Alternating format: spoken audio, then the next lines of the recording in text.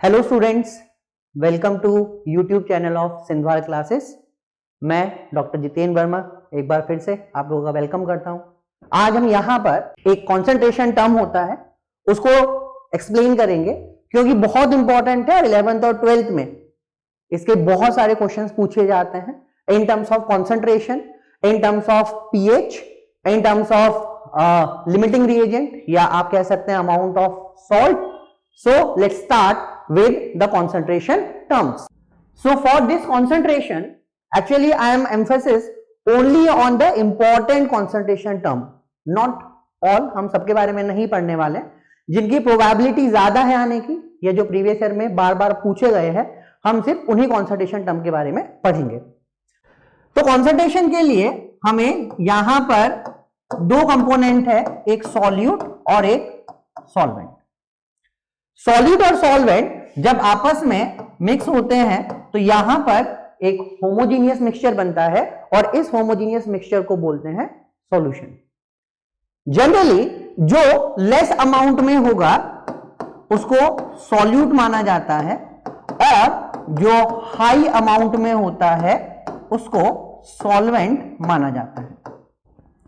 So most of the time the solution are going to be aqueous, मतलब कि जो solution है उनको वाटर में मिलाकर बनाया गया है।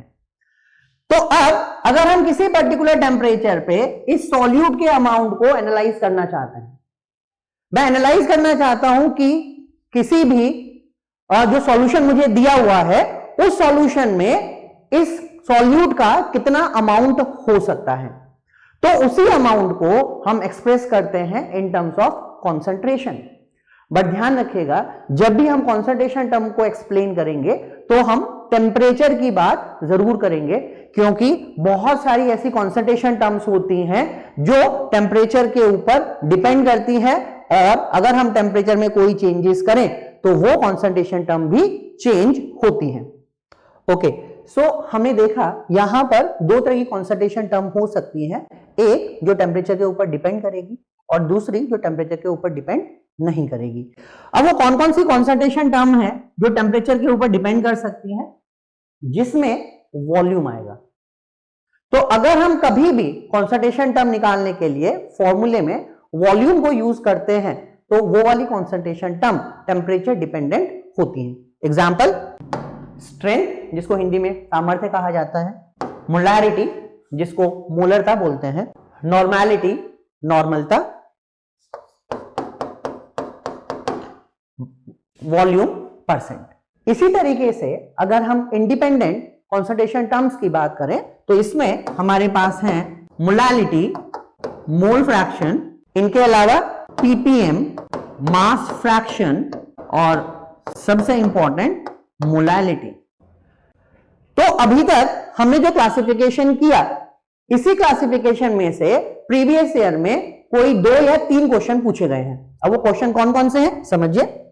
सबसे पहला क्वेश्चन था कि आपको 4 कॉन्सेंट्रेशन टर्म दी हुई है और आपसे पूछा गया है कि कौन सा इनमें से टेम्परेचर डिपेंडेंट हो सकता है या कौन सा इसमें से टेम्परेचर इंडिपेंडेंट है।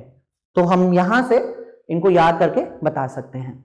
दूसरा क्वेश्चन, तो एक हुआ बेटा क्वेश्चन पहला टेम्परेचर डिपेंडेंसी का, और दूसरा क्वेश्चन यहां पे पूछा गया है regarding that concentration term where the solute is present in very small or trace amount। तो हमारे पास में यहां पर सॉल्यूट बहुत ही ट्रेस अमाउंट में है, या हम कहें कि वो नेग्लिजिबल है, अगर है भी तो हम उसको सॉल्वेंट के कंपैरिजन में नेग्लेक्ट कर सकते हैं।